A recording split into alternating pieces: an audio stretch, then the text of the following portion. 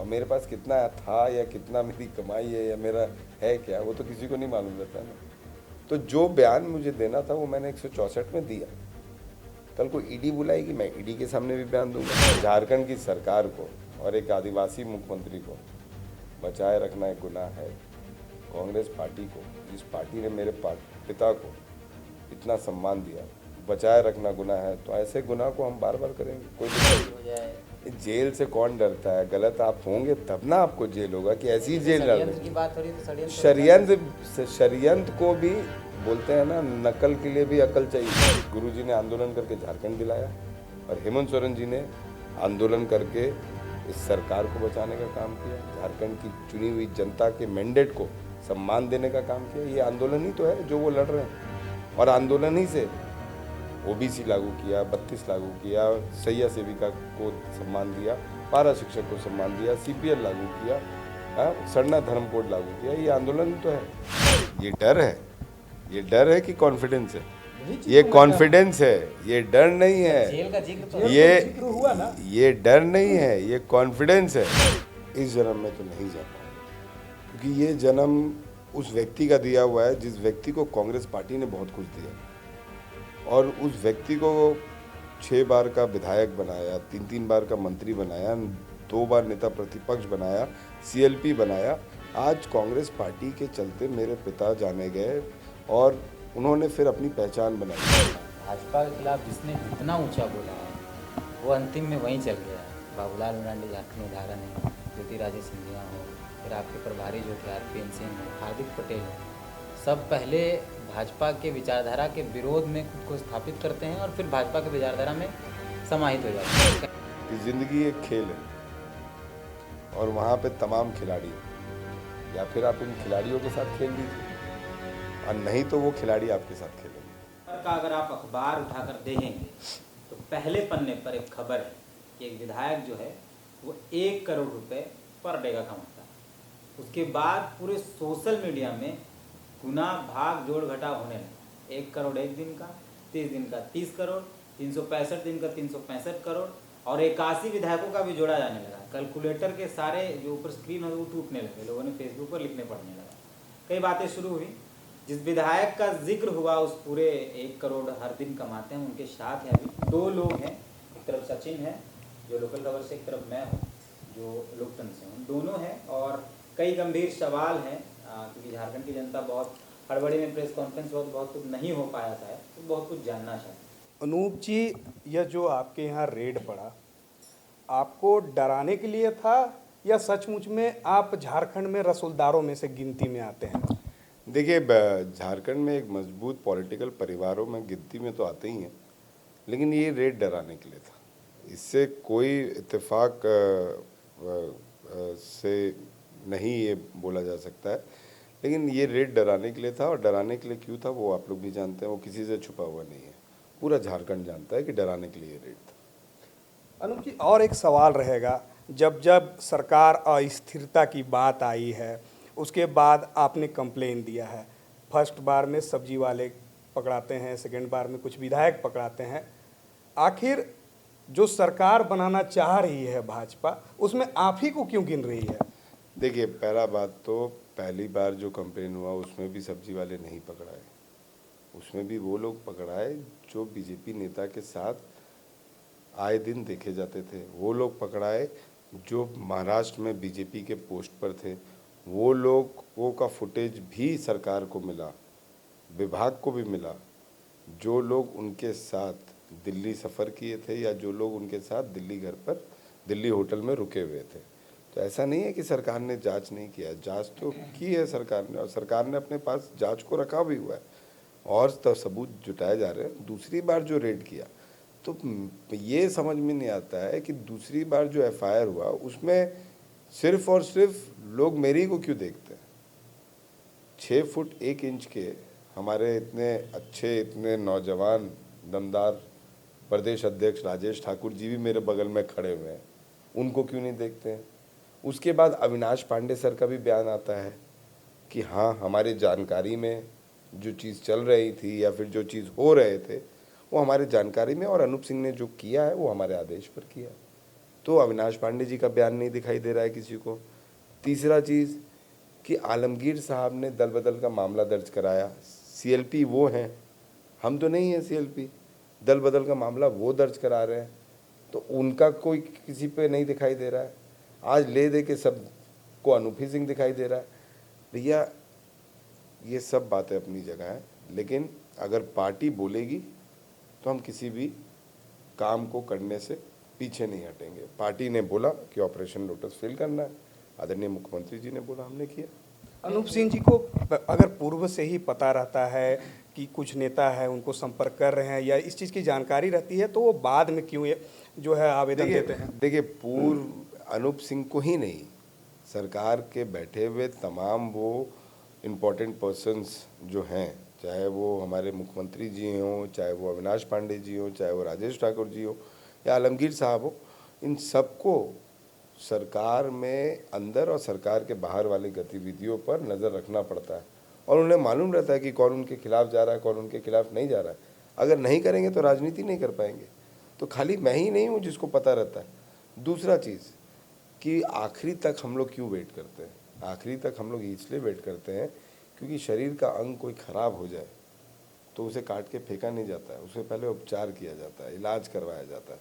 जब आखिरी में एकदम कैंसर की बीमारी का सवाल हो जाए जिससे पूरे शरीर को नुकसान किया जा सके, तब जाके आप उसको काट के फेंकवा देते हैं। तो यही होता है राजनीति में। राजनीति में अपने लोगों को छोड़ा नहीं जाता है, बनाने में बहुत साल लग जाते हैं, छोड़ने में 1 सेकंड का काम होता है। लेकिन एक सच्चा कार्यकर्ता, एक सच्चा सिपाही या फिर एक विधायक बनाने में बहुत साल लगते हैं। इसलिए मौका सभी को मिलता है और सभी को मौका मिला भी। पहली बार में मौका दिया गया, तब तो दूसरी बार में कार्रवाई किया। और कार्रवाई मैंने किया है क्या? कांग्रेस पार्टी का अध्यक्ष मैं तो नहीं हूँ, कांग्रेस पार्टी का प्रभारी मैं तो नहीं हूँ। जिन्होंने कार्रवाई किया वो कांग्रेस पार्टी के लोग। मैं भी कांग्रेस पार्टी के सिंबल से आता हूँ, वो भी कांग्रेस पार्टी के सिंबल से जीते थे। अब पार्टी ने कार्रवाई की है तो पार्टी बताएगी उसके बारे में। आज विशेष सत्र था, ऐतिहासिक दिन था झारखंड के लिए। तीनों विधायक भी आज झारखंड आए और वो चीख कर कह रहे हैं कि अनूप सिंह माफिया है, उन्होंने फंसाया है। 1 करोड़ वाला जो मामला का जिक्र अखबार में है उसका भी बात करेंगे। इसका 1 करोड़ रुपया पर डे कमाई है, उसको हम लोग फ़ोन करेंगे खरीदने के लिए। आकाश, पहला तो बात को समझना ये होगा कि इनकम टैक्स का प्रेस रिलीज आ गया। इनकम टैक्स ने तो 1 करोड़ की कोई ऐसी बात नहीं कही और पूरे दिन आप भी मेरे घर के सामने ही थे, तो पूरे दिन आपने भी प्रेस रिपोर्टिंग की। आपको तो 1 करोड़ की जानकारी किसी इनकम टैक्स के अधिकारी ने नहीं दिया, आपको भी नहीं दिया सचिन, बाद बाकी न्यूज़ चैनल को नहीं दिया। एक मीडिया हाउस ने लिखा। अब वो क्यों लिखा, क्या लिखा, नहीं लिखा या टीआरपी के लिए लिखा, वो आप भी अच्छे से समझ सकते हैं, मैं भी अच्छे से समझ सकता हूँ, जनता भी अच्छे से समझ रही है। लेकिन ऑफर देना और उसे एक्सेप्ट करना में फ़र्क है। मैंने एक्सेप्ट नहीं किया और मेरे पास कितना था या कितना मेरी कमाई है या मेरा है क्या, वो तो किसी को नहीं मालूम रहता है ना। तो जो बयान मुझे देना था वो मैंने 164 में दिया। कल को ईडी बुलाएगी, मैं ईडी के सामने भी बयान दूंगा। और जहां मैंने 164 दिया वहां पे सीआईडी जांच कर रही थी, तो आपने सीआईडी को तो रोक दिया असम जाने से और दिल्ली में कार्रवाई करने से। ईडी को रोक पाएंगे क्या? ईडी तो पहुंचेगी ना जगह पे, ईडी जगह पे पहुंचेगी। और जब मैं ईडी के सामने बयान दूंगा तो और चीज़ों की जगह पे भी पहुंचेगी जाएगी। जो मैंने 164 का दिया है तो मैं ईडी के सामने भी दूंगा, तो उसमें कुछ डरने की बात नहीं है। अगर इरफान अंसारी जी लोग और बाद बाकी मेरे दोनों विधायक दोस्त, अगर बात हुआ विधानसभा में? नहीं, मेरी बात नहीं हुई। हाँ, देखा गया, एक दूसरे को हम लोग ने देखा, बात नहीं हुई। उनकी सबसे मुलाकात हुई। अब वो सबसे ज़्यादा विलन मेरी को उन लोग मान रहे हैं, तो अब क्या कर सकते हैं भैया। अगर कांग्रेस पार्टी और सरकार को बचाना एक गुनाह है तो शायद मेरा परिवार ये गुनाह को बार बार करने के लिए तैयार है। ईडी की अगर झारखंड की सरकार को और एक आदिवासी मुख्यमंत्री को बचाए रखना एक गुनाह है, कांग्रेस पार्टी को, जिस पार्टी ने मेरे पिता को इतना सम्मान दिया, बचाए रखना गुनाह है, तो ऐसे गुनाह को हम बार बार करेंगे, कोई दिक्कत नहीं है। तो मेरी मुलाकात उनसे नहीं हुई है, लेकिन अब तो ईडी के पास जांच है, तो जांच ईडी करें, हम तो ईडी का सहयोग करेंगे। वो लोग भी कह रहे हैं कि ईडी का सहयोग करेंगे और इंसाफ होगा, आप भी कह रहे हैं ईडी का सहयोग करेंगे इंसाफ होगा, क्या होगा? जनता तो इसमें परेशान है। देखिए फिलहाल तो अभी कांग्रेस पार्टी का निर्णय है, कहीं वो सही करवा लें, क्योंकि पार्टी ने तो अभी उनको निलंबित किया हुआ है। तो पार्टी के पास अपनी जाके साक्ष्य रखें, सच रखें पार्टी के सामने। अगर मैं गलत हूँ तो निश्चित तौर पर उन्हें भी मौका मिलना चाहिए पार्टी के पास अपनी बातों को रखने का। तो पार्टी के पास अपनी बातों को रखें। अगर पार्टी ने जो कार्रवाई किया है, मेरे कहने पे तो कार्रवाई किया नहीं है, तो पार्टी अगर उन्हें माफ़ कर देगी तो ईडी में जाने का मौका ही नहीं आना चाहिए, क्योंकि पार्टी से बड़ा हमारे लिए तो नहीं है ईडी और इनकम टैक्स और सीबीआई। हम तो पार्टी के वर्कर हैं, पार्टी के हिसाब से चलते हैं। तो पार्टी में अपना पोजीशन को ठीक कर लेंगे। अनूप जी, जिस तरह से जो है लगातार आपने कहा कि यह बीजेपी के इशारों पर यह तमाम चीज़ें हो रही हैं, पहले ट्वीट होता है एक बीजेपी नेता के द्वारा, फिर गाड़ी में स्टिकर मिलता है, तीसरा चीज़ जो आपने कहा कि वो किसी भाजपा नेता के होटल में तमाम जो अधिकारी थे वो ठहरे हुए थे। तो आपको जानबूझ के ये दिखाने का प्रयास किया जा रहा है कि आप भी आ जाइए, आप भी आ जाइए। देखिए मैंने बोला ना आपको कि इस जन्म में तो नहीं जा पाऊंगा, क्योंकि ये जन्म उस व्यक्ति का दिया हुआ है जिस व्यक्ति को कांग्रेस पार्टी ने बहुत कुछ दिया, और उस व्यक्ति को 6 बार का विधायक बनाया, 3 बार का मंत्री बनाया, 2 बार नेता प्रतिपक्ष बनाया, सीएलपी बनाया। आज कांग्रेस पार्टी के चलते मेरे पिता जाने गए और उन्होंने फिर अपनी पहचान बनाई। तो आज कांग्रेस कार्यकर्ता और महागठबंधन के कार्यकर्ताओं को मैं निराश कर दूं और उनके नाम से मैं चुन के आया और फिर उसी पार्टी को छोड़ के मैं कहीं और चले जाऊँ, ये नहीं हो सकता है। हाँ, दबाव ज़रूर है, क्योंकि मुझे मालूम है कि सभी को मालूम है कि झारखंड में प्रेशर की राजनीति चल रही है, प्रेशर पॉलिटिक्स चल रही है। और अगर हम सीएम साहब और हमारे सीएलपी और प्रभारी और अध्यक्ष जी अगर मुस्तैद नहीं रहें तो कभी भी इन लोग विधायकों को प्रेशर दे के तोड़ मोड़ कर राजनीति कर सकते हैं। बात बाकी राज्यों में हुआ है, हम इससे डिनाई नहीं कर सकते हैं। गोवा में अभी आपने देखा कांग्रेस के तो विधायकों को तोड़ के ले गए, असम में आपने देखा, आपने महाराष्ट्र में देखा, चुनी हुई सरकार को इन्होंने गिरा दिया। तो गलत कहाँ है? मध्य प्रदेश में आपने देखा, चुनी हुई सरकार को गिरा दिया इन्होंने। ये तोड़ मोड़ के ये कर रहे हैं, लेकिन जो लोग आज जा रहे हैं डर के, यकीन मानिए कि एक दिन लौट के ज़रूर आएंगे। भारतीय राजनीति का इतिहास रहा है, भाजपा के खिलाफ जिसने जितना ऊंचा बोला है वो अंतिम में वहीं चल गया है। बाबूलाल मरांडी झारखंड उदाहरण है, ज्योतिरादित्य सिंधिया हो, फिर आपके प्रभारी जो थे आरपीएन सिंह हो, हार्दिक पटेल हो, सब पहले भाजपा के विचारधारा के विरोध में खुद को स्थापित करते हैं और फिर भाजपा के विचारधारा में समाहित हो जाते हैं। कहीं आपका भी कल को ऐसा ना हो? देखिए, उनके विचारधारा में एक चीज़ की कमी थी, उनके पास विचारधारा के साथ संस्कार नहीं थे। मेरे पास मेरे विचारधारा के साथ मेरे पिता के संस्कार, उस संस्कार के तहत मैं कहीं नहीं जा पाऊंगा। अपने विचारधारा के चलते मैं भले चले जाऊं कहीं, लेकिन वो संस्कार इस जन्म में तो मेरे को रोक के रखेगा, इतना कंफर्म है। श्योर नहीं जाएंगे? कभी नहीं जाऊंगा बॉस, मैं भी यहीं हूँ, आप भी यहीं हैं, जीवन में नहीं जा सकता। जो महागठबंधन की पार्टी के साथ आज हम खड़े हैं, जिन्होंने मेरे को पहली बार का विधायक बनाया और मेरे पिता के किए गए कामों पर उन लोग ने आशीर्वाद देने का काम किया, तो मैं कैसे जा सकता हूँ? दूसरा कि मैं किसे छोड़ूंगा? आदरणीय मुख्यमंत्री हेमंत सोरेन जी को, जो शायद मेरे लिए मेरे बड़े भाई पिता समान हैं, जो मेरे को इतना सपोर्ट करते हैं। मैं कांग्रेस पार्टी को छोड़ने की बात कर रहा हूँ, मैं महागठबंधन के परिवार को ये सवाल ही नहीं है। मैं भी यही हूँ। कुछ भी हो जाए, जेल से कौन डरता है? गलत आप होंगे तब ना आपको जेल होगा, कि ऐसी जेल षड्यंत्र की बात हो रही है तो षड्यंत्र को भी बोलते हैं ना, नकल के लिए भी अकल चाहिए। तो मुझे फंसाने के लिए भी तो आपको सबूत चाहिए। मैं गलत होऊंगा तब ना आप फंसाइएगा। अगर मैं गलत हूँ, आज मुख्यमंत्री जी को ईडी नहीं बुला रहा है क्या? मेरे यहाँ तो इनकम टैक्स ही रेड मारा, मुख्यमंत्री जी को ईडी बुला रहा है, तो मुख्यमंत्री जी डर के बीजेपी में चले जाए।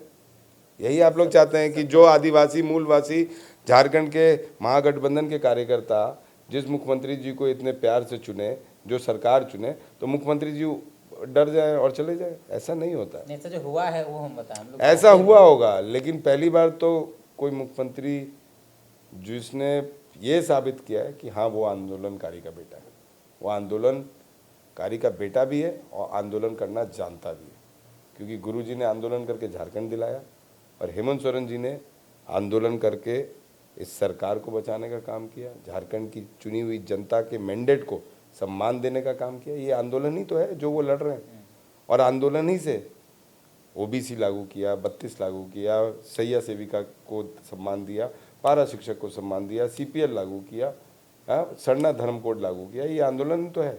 और संजोग देखिए सीएनटी एक्ट, ये सब 11 तारीख को हुआ और आज भी 11 तारीख है।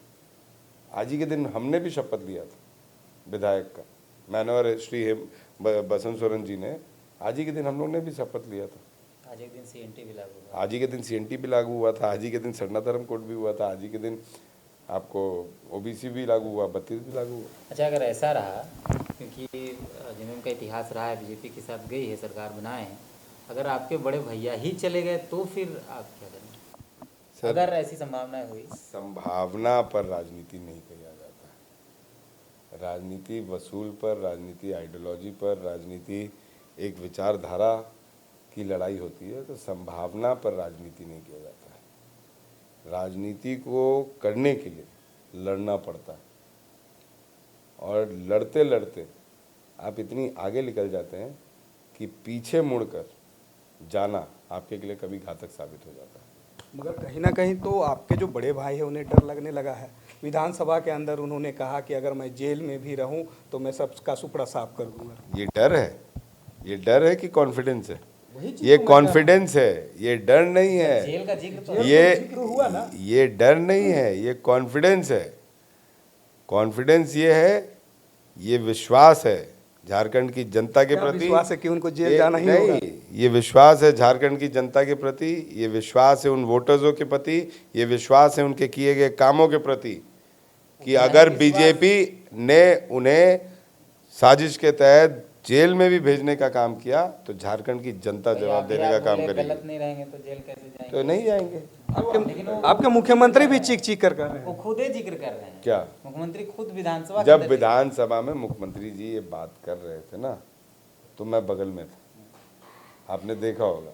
मुख्यमंत्री जी ने साफ बोला कि तुम हमें फंसा लो, बदनाम कर लो, साजिश कर लो और उसके बाद झूठ मूठ का जेल भी भेज दो, तब भी हम अंदर से सुपड़ा साफ कर देंगे। मुख्यमंत्री जी ने ये कहा है। मुख्यमंत्री जी तो साजिश के बारे में बोल रहे हैं ना। आज तीनों विधायक आए, तीनों विधायक जेल गए, तीनों विधायक बाहर आए, मुख्यमंत्री से मिले। एक में तीनों विधायक बाहर आए। तो तीनों विधायक का केस अभी खत्म नहीं हुआ, लेकिन बाहर आए हैं ना। आज बाहर आके क्या बोल रहे हैं? हमको साजिश के तहत फंसाया गया। तो जब केस की सुनवाई हो जाती है तब डिसीजन का परिणाम होता है। उससे पहले तो कभी कभी सही लोग भी जाते हैं जेल और गलत लोग भी जाते हैं जेल। गलत लोगों को भी सही साबित करने का कुछ दिन का समय मिल जाता है बेल उल होने पे, और जब तक केस की सुनवाई नहीं होती है तब तक सही लोगों को भी गलत मान लिया जाता है। इंडियन क्रिकेट टीम कितने बार हमारे लिए मैच जीती, लेकिन एक मैच कल हारी। एक मैच कल हारी, हिंदुस्तान की जनता ने उसे सिर पे से उठा के नीचे पैर में बैठा दिया। हम भूल गए कि वो लोग भी हमारे ही भाई हैं। हम भूल गए कि हमारे ही परिवार के लोग हैं। हम भूल गए कि हमारे ही हिंदुस्तान के लिए खेलते हैं। हमें उनके साथ खड़ा रहना चाहिए। हम हर अटेम्प्ट में छक्का नहीं मार सकते हैं। हम हर अटेम्प्ट में IAS IPS का एग्ज़ाम क्वालिफाई नहीं कर सकते। और जो लोग गाली दे रहे हैं इंडियन क्रिकेट टीम को, उनको समझना चाहिए कि भैया आप भी हर चीज़ में एक्सपर्ट नहीं है। जिस फील्ड में भी आप होंगे, व्यापार भी होगा तो नुकसान होता होगा, हमेशा फ़ायदा नहीं होता होगा। खाना बनाते होंगे, बावर्ची भी होंगे तो हमेशा अच्छा खाना नहीं बना पाते होंगे, कभी ना कभी खाना खराब ज़रूर होता होगा। प्रेस रिपोर्टर भी हैं तो प्रेस रिपोर्टर में भी रीटेक होता होगा। एक्टर और एक्ट्रेस भी हैं तो वहाँ पे एक्टिंग के लिए दोबारा आपको शॉट लेना पड़ता होगा। तो एक बार मैच हार गए तो क्या हुआ, दोबारा जीतेंगे। तो इसलिए बात को समझना चाहिए। किसी को, आदमी को आरोप लगाते वक्त ये ख्याल रखना चाहिए कि आने वाला समय उसको जवाब ज़रूर देना होगा, और मैं तो जवाब के लिए तैयार रहता हूँ। मगर जेएमएम तो अपनी फील्डर पूरा तैयार कर रही है कि जिस तरह से जो है पिछले दिनों तमाम जो जेएमएम के कार्यकर्ता थे मोराबादी में जुटे, सीएम हाउस तक गए और निश्चित वहाँ तौर जो पर। संबोधन हुआ, तो कहीं ना कहीं जो राज्य के मुख्यमंत्री है कहीं ना कहीं तो डरे हुए हैं। वो प्यार था जो जनता आया। किसने बुलाया था? किसी ने बुलाया था क्या? अगर बुलाए होते तो कांग्रेसी कार्यकर्ता नहीं जाते क्या? बुलाए होते तो कांग्रेसी कार्यकर्ता भी तो जाते। वो जेएमएम के नेता हैं, जेएमएम को उन्होंने वापस से खड़ा किया है।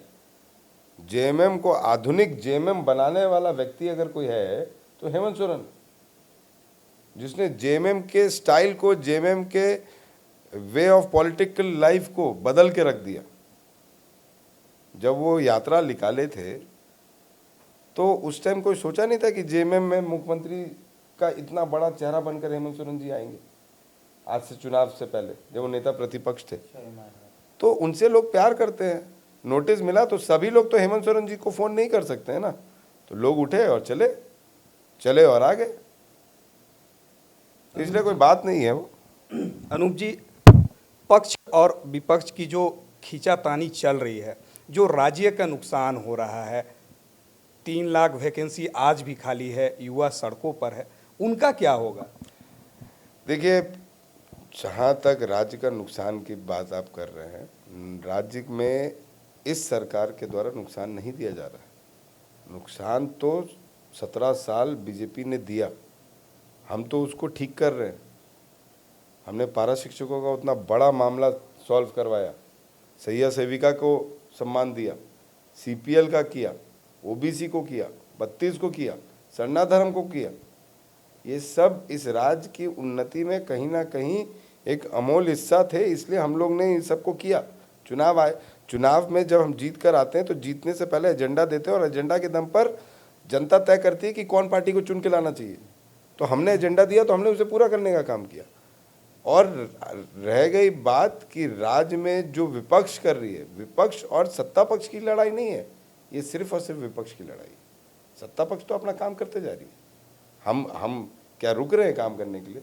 हम विशेष सत्र भी बुला रहे हैं, पास भी करा रहे हैं, हम पहले भी कैबिनेट में डिसीजन ले रहे हैं, हम उसको भी समर्थन दे रहे हैं। तो आखिर हम पीछे कहाँ हट रहे हैं? और हम तो काम करने से नहीं भाग रहे। विपक्ष हमें काम करने से रोक जरूर रहा है। ब्यूरोक्रेट्स में ये मैसेज देने का काम कर रहा है कि भैया राज्य की सरकार को गिराने वाले हैं हम, तो तुम थोड़ा स्पीड मत पकड़ो, नहीं तो हम आएंगे तो तुम्हें ठीक करेंगे। ये डर बनाया जा रहा है। ब्यूरोक्रेट्स में ये डर बनाया जा रहा है, ये बनाया जा रहा है ब्यूरोक्रेट्स में डर। और आप तो जानते हैं कि काम तो ब्यूरोक्रेट से ही लेना होता है। तो लगता है कि ये 2024 की भी तैयारी है, इसके साथ जो है जिस तरह से रेड हुआ, जिस तरह से आपकी छवि को बिगाड़ने की प्रयास किया गया। देखिए, बीजेपी जो है ना बहुत माइनॉरिटी से एकदम काम करती है, और जब काम करती है ना तो वो सरकारी तंत्र का उपयोग बहुत ज़्यादा करती है। और हर वो व्यक्ति जो उसके दूसरे पक्ष में खड़ा हुआ मिलता है, उसके विपक्ष में खड़ा हुआ मिलता है, उसको कहीं ना कहीं पराजित करने के लिए वो एड़ी से चोटी लगा देती है। और इसीलिए शायद 2024, क्योंकि जिस हिसाब से मैं अपने विधानसभा में काम कर रहा हूँ, आकाश वहीं से आते हैं, और मैं ये नहीं कह रहा कि मैं बहुत अच्छा काम कर रहा हूँ, लेकिन हाँ, जितना भी काम कर रहा हूँ मुझे ये लग रहा है कि मेरी जनता मेरे से खुश है, क्योंकि इतना ज़्यादा वहाँ पे काम हो रहा है। आप जाइए, और काम मैं मतलब हवा बात नहीं कर रहा हूँ, हर चीज़ का डिटेल दे सकता हूँ। तो वो कहीं ना कहीं वो देख रहे हैं कि भैया इस बार तो राजेंद्र बाबू के नाम पर हो गया, ये जीत गया, अगले बार इसने अगर ये साबित कर दिया कि ये सही में राजेंद्र बाबू का खून है, तो आने वाले टाइम में भी हम दूसरा राजेंद्र बाबू पैदा कर देंगे और फिर कहीं ना कहीं दिक्कत हो जाएगा। तो ये हर चीज़ को इन लोग देखते हैं। या फिर आप उनके साथ चले जाओ, मैंने बोला ना कि ज़िंदगी एक खेल है और वहाँ पे तमाम खिलाड़ी, या फिर आप उन खिलाड़ियों के साथ खेल लीजिए, और नहीं तो वो खिलाड़ी आपके साथ खेलेंगे। तो मुझे अकेले खेलने में मज़ा आता है, क्योंकि जनता ने मुझे चुना है, उन खिलाड़ियों को नहीं चुना। और जनता ने जब मुझे चुना है तो जनता को जवाब देना जनता का सम्मान करना, जनता के सवालों पर खड़ा उतरना, ये मेरी जिम्मेदारी बनती है। और इसीलिए शायद मैं जो कर रहा हूँ और करने से पहले अपने पिता को याद रख के कर रहा हूँ। इसलिए मुझे ये सब से चिंता नहीं होता है कि लोग मेरे बारे में क्या बोल रहे हैं।